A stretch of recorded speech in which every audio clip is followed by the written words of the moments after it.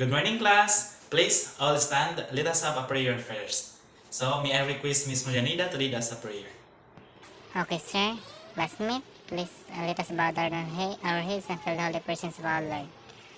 And in the name of the Father, the Son, and the Holy Spirit. Amen.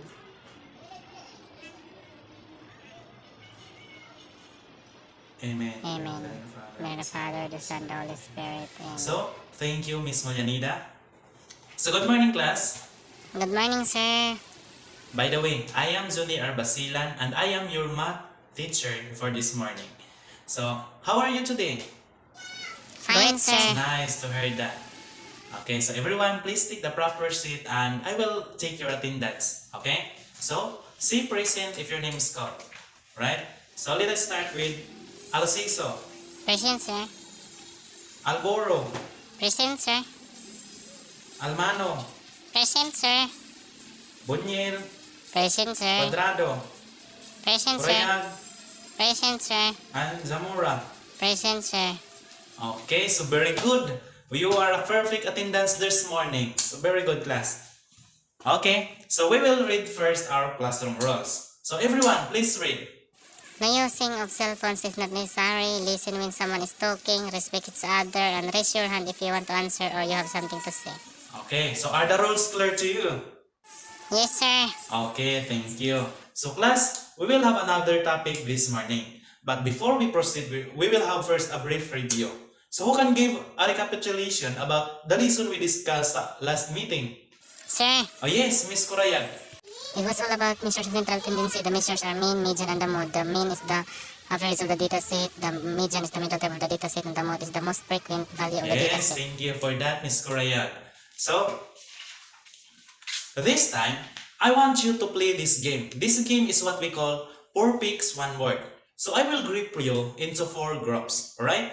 So, count of 1 to 4. So, we'll start with Miss Marianida. So, 1, 2, 3. 3, 4, 1, 2, 3, 4, 1, 2, 3, 4. Okay, so now, group 1 will occupy the first and second row of the right side. Group 2 will occupy the third and fourth row of this side.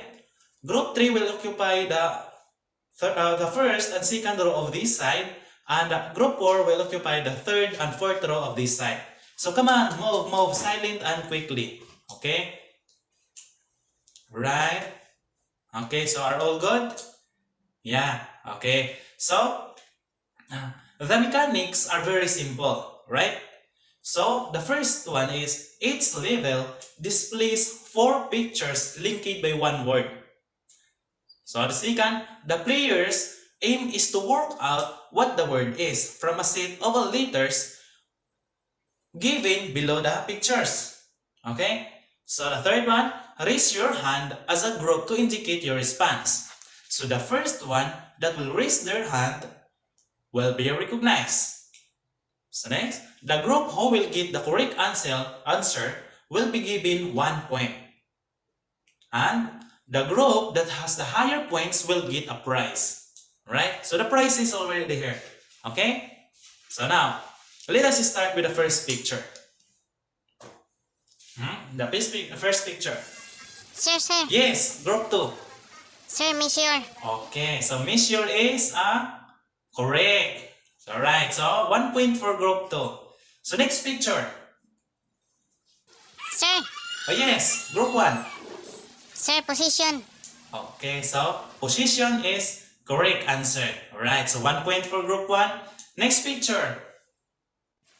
Sir, Yes, group group 4. Sir, equal.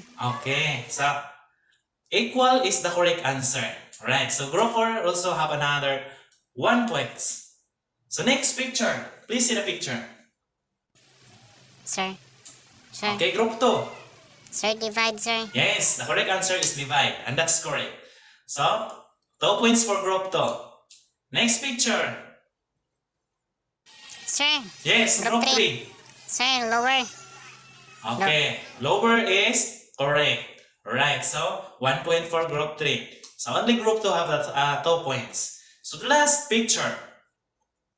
Sir, group 2. Yes, group 2. Sir, quarter. Very good. So quarter is the correct answer. So we have the winner.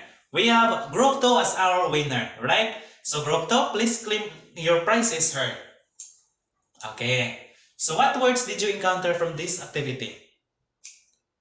Yes, the words are measure, position, divide, equal, lower, and quarter.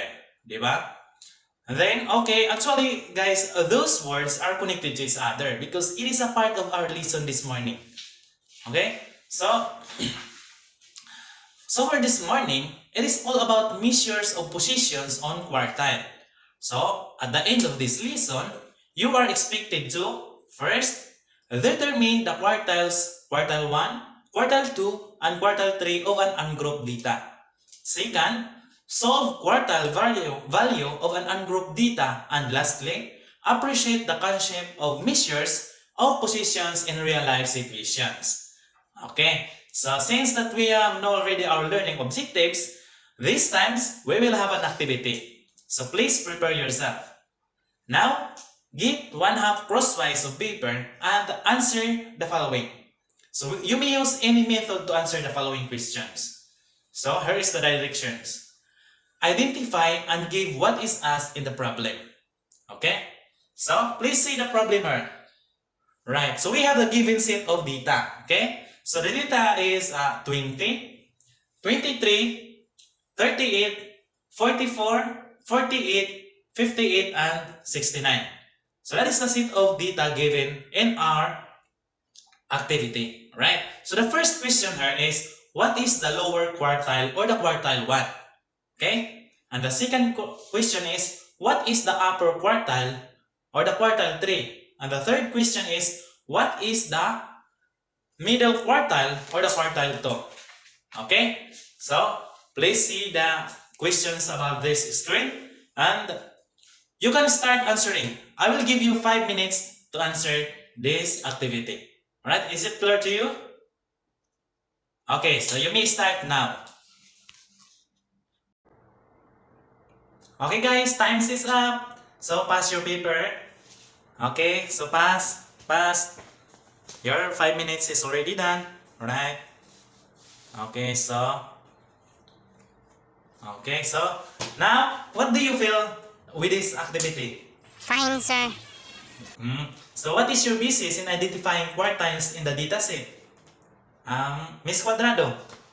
Actually, sir, I'm simply looking to how the numbers are arranged. Okay, thank you for that, Miss Cuadrado. So how did you find your solutions? Using trial and error, sir. Okay.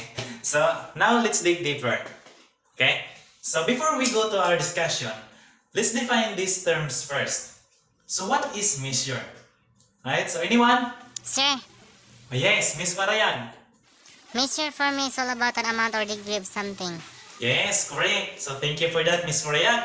Okay, measure is a standard unit used to express the size, amount, or degree of something. Okay? So how about position? Yes, Miss Sir. Cuadrado. Position for me, sir, is all about taking action where you belong. Yes, correct. Thank you for that, Miss Cuadrado. So a position, class, it is all about arranging a particular position that he or she belong. So for instance, what is your position among the siblings in your family? Fourth, sir. Okay, fourth. So now let's talk about quartile. So what is quartile? So who has an idea about quartile? No idea, sir. Okay, so from the word quart, we have 4. So it means that it is division by 4. So like in our quarterly examination, so it is divided into 4 quarters, right?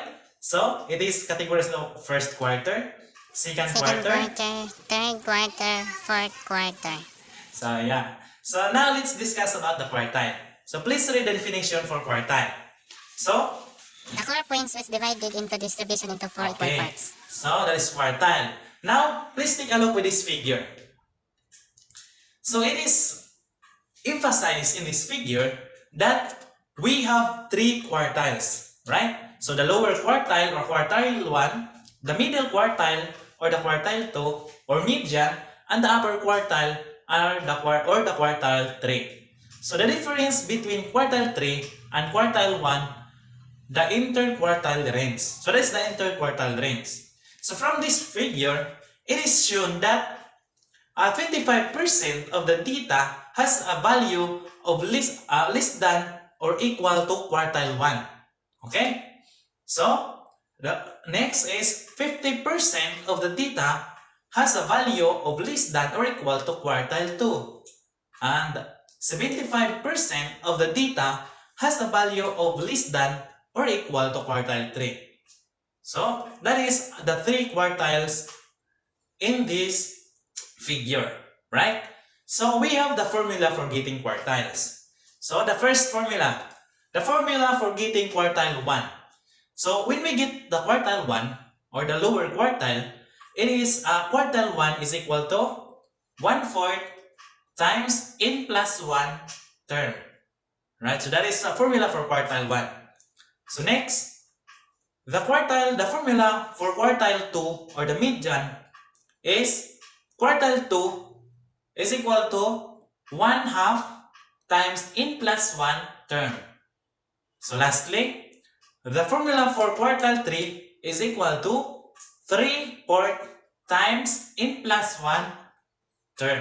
So that is. So actually guys, when we subtract quartile 1 from the quartile 3, so that is our quartile 2. Okay? So based on the formula, wherein is the total number of items in the distribution. Right? So guys, remember this one. So if the quartile 1 is decimal, round off to the nearest integer. Okay, so if it is round up, then round up. So, and if it is a round down, then round down. So, if the quartile 3 is decimal, round down to the nearest integer. Okay, so you need to round down in getting the quartile 3 or the upper quartile. Let us have an example. So, the scores of 7 students in the mathematics sheet works are 7, 4, 3, 6, 7, 4, and 8. So, we have to find out the quartile 1 or the lower quartile, the quartile 2 or the median quartile, and the quartile 3, the upper quartile. So, the first step that we are going to do is arranging the data into ascending order. So, from least to greatest. Okay? So, from the given set of data, in ascending order, we have 3, 4, 4, 6, 7, 7, and 8. So right, so that is in our ascending order. So the second step, now we have to find out the quartile 1. So we can use the formula. So what is the formula for quartile 1? Okay, so that is the formula for quartile 1.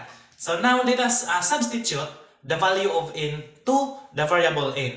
So we have quartile 1 is equal to 1/4 times n is 7, so 7 plus 1, 8, and 1/4 times 8 is equal to 2. So it means that the quartile 1 is in the second position. So from the data set in ascending order, we show that the second position is 4. So our quartile 1 is 4. Okay, so next, the third step, we have to find out the quartile 2 or the median quartile.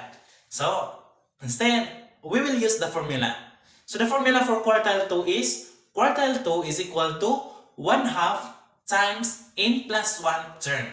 So since our n is 7, so 1/2 times 7 plus 1 is 8. 1/2 times 8 is 4, right? So the fourth position in the given data is our quartile 2. And as you see in the given data, the fourth position number is 6. So our quartile 2 is 6. Okay? So next, the fourth step. So we have to find out the quartile 3 or the upper quartile. So we still need to use the formula. So the formula is 3/4 times n plus 1 term. So let us have substitute the value of n. So n is equal to 7. 7 plus 1. So 3/4 times 7 plus 1 is equal to 6. So it means that from the given set of data, the sixth position number is our upper quartile. And the sixth position number is 7. So now, let us have this figure. Okay? So, as you see in the figure, So since in our solutions, lower quartile is 4, right? The second position. The middle quartile is 6, the fourth position, and the upper quartile is 7 in the sixth position, right? So the lower quartile is 4, the middle quartile is 6, and the upper quartile is 7, right? So now it's your turn. So find quartile 1, quartile 2, and quartile 3, okay, of the data set. So the data is 10, 2, 9, 15, 23, 30, 8, 17, 25, and 28. So who wants to take the step 1? The rearranging step. Oh yes, Miss Alciso. So step 2, solve for quartile 1. Miss Octebre, solve for quartile 2, Miss Quadrado. And solve for quartile 3 is Miss Peligro. Alright. So okay, come on. So okay, all of you are done? Okay, you may go back to your seat now. So, is the answers correct? Yes, sir. Okay, let us check, right? Let us check. So, the first step, rearranging. This is the work of Miss Alciso. So, step 1. So, from this given data set, so we have the rearranging, okay. So, 1,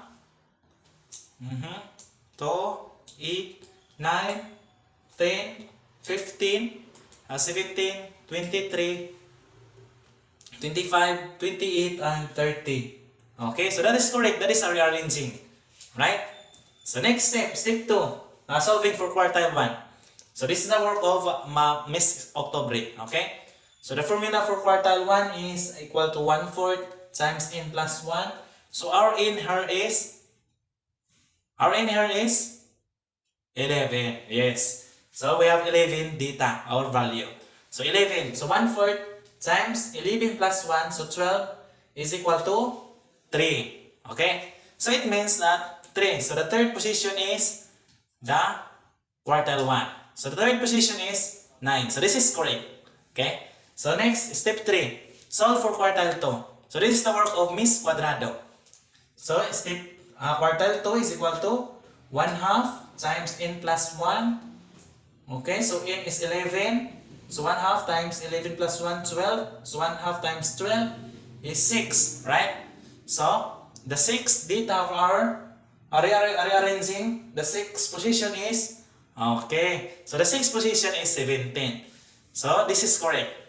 So last, solve for quartile 3, and this is the work of Miss Piligura.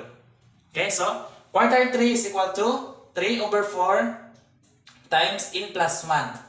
And our n here is 11. Okay? So 11 plus 1 is 12. 12 times 3/4 is equal to 9. Okay? So, from the rearranging data, our 9th position is 28. So that is our quartile 3. So, okay, all answers are correct. So, any questions, clarifications, or violent reactions? None, sir. So, okay, since none, let us have another activity. Right? So, using the same group, I want you to choose one representative, each group, to pick one envelope from me. Each envelope has a task to do. Okay?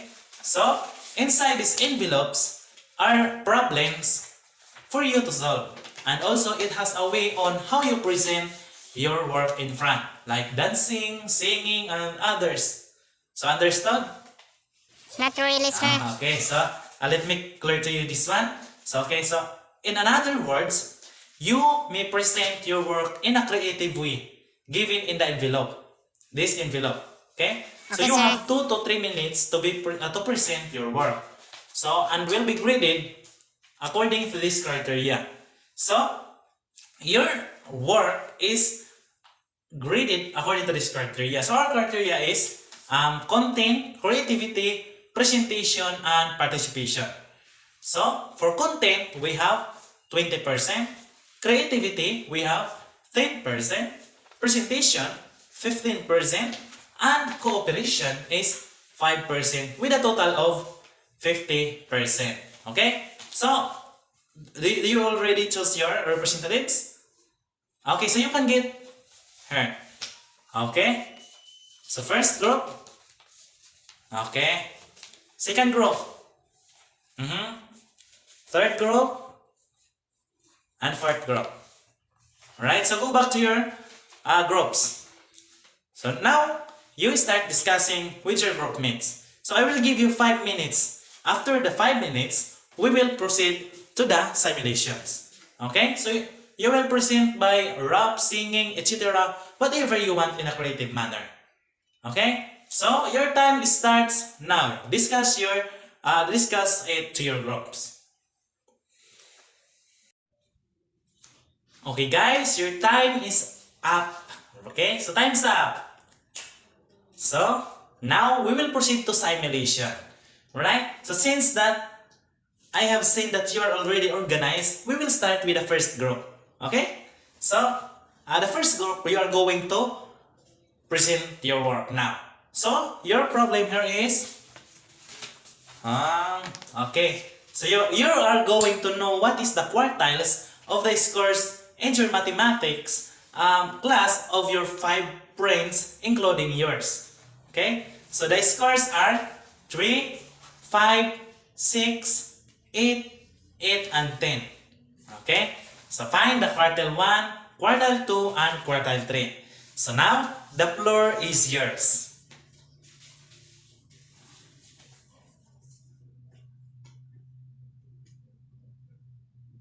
Okay. So, let us give a group a hand, please. Okay. So now let us proceed to the second group. Okay. The problem for the second group is you have a big problem in your assignment and about giving the quartiles of the given distribution. So now, find a way that you can get the values of the quartiles of the ages of the malnourished children in GNHS. Okay, so the data are 7, 9, 9, 10, 11, 12, 13, 15, 15, 16, and 16. So, okay, so now, the group 2, please step forward and the floor is yours.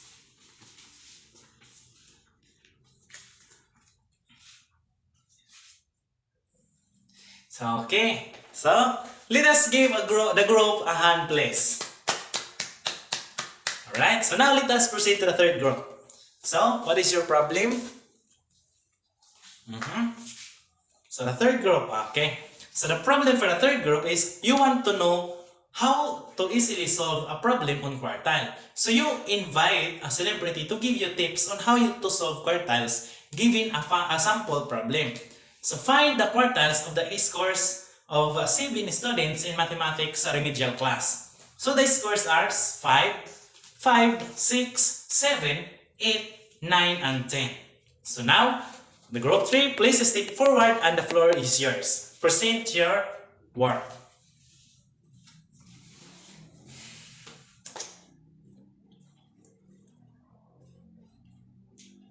So okay, thank you for that. Let's give them a hand, please. Okay, for last group but not the least. So the problem is so you are in a Broadway and you are going to have a conversation on how did you solve for quartiles. So explain to the audience how did you solve the problem. So get the quartiles for the numbers won by the famous basketball team in the year 2000 to the year 2005. So they are 20, these are the data, 20, 20, 25, 45, and 50. So okay, for the fourth group, please step forward and simulate your work.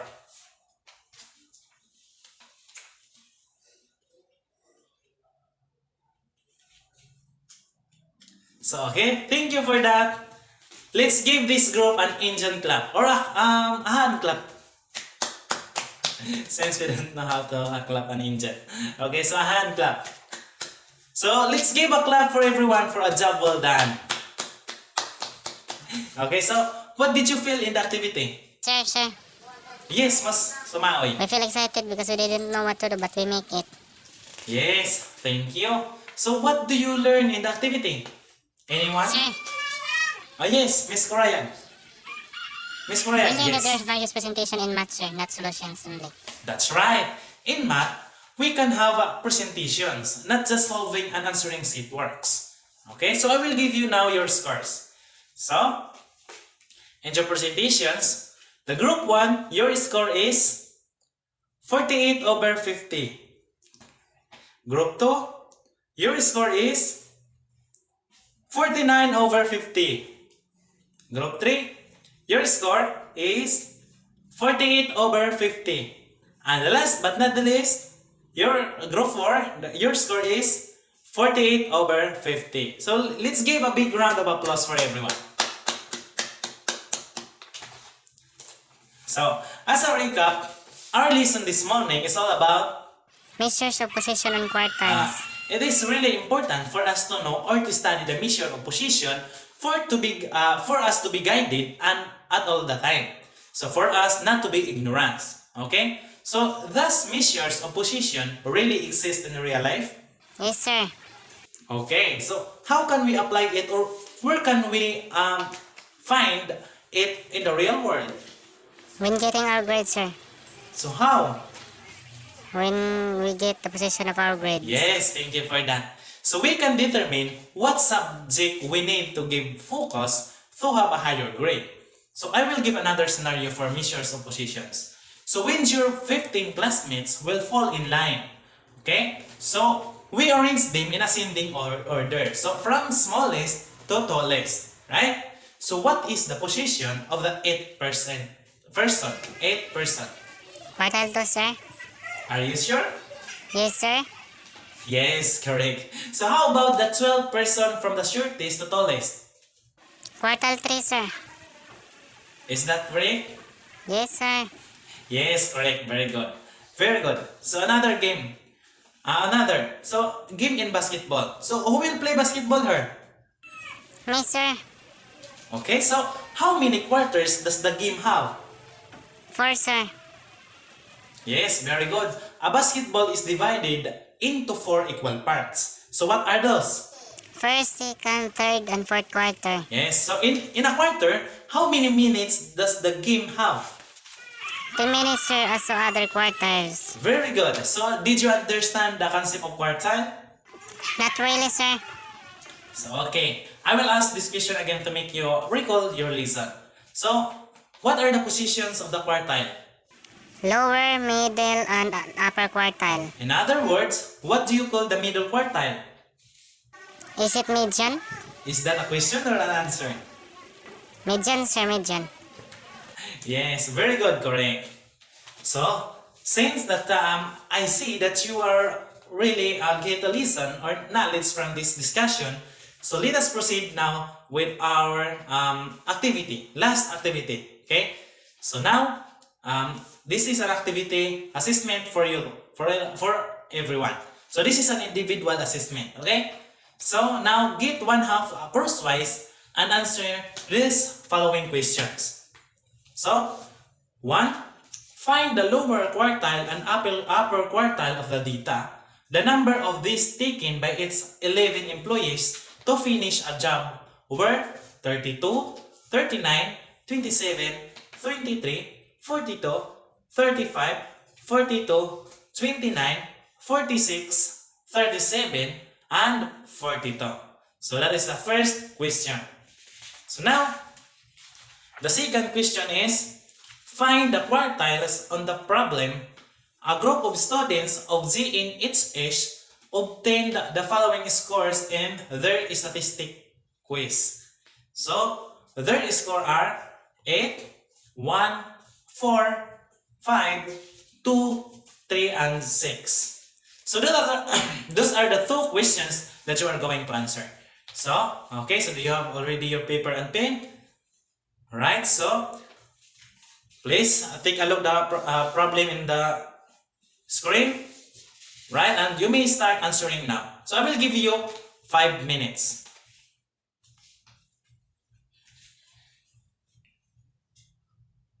Okay, time's up.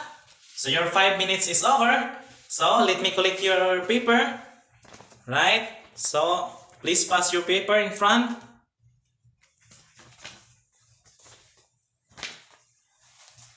Okay.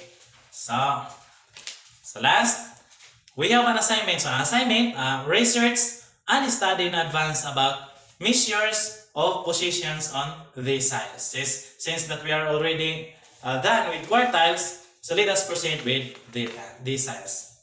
So okay class, so that is our assignment. Take a note. So, okay class, that's all for this morning. And I hope that you gain the knowledge from this discussion. So thank you for your cooperations and goodbye.